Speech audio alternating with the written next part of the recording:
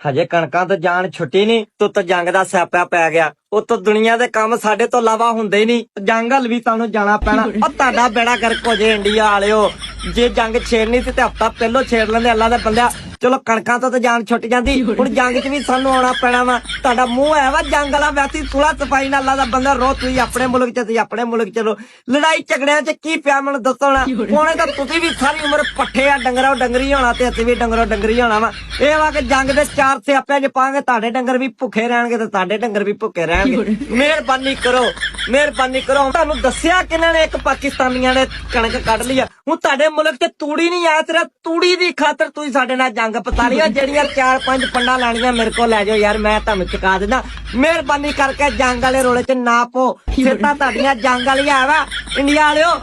ਜਿੱਦਣ ਮੇਰਾ ਦਿਮਾਗ ਘੁੰਮ ਗਿਆ ਨਾ ਮੈਂ ਘੁੰਮ ਇੰਡੀਆ ਦੇ ਬਾਰਡਰਾਂ 'ਚ ਵੱਜਣਾ। ਮੈਂ ਐਡਾ ਪਾਗਲ ਆ।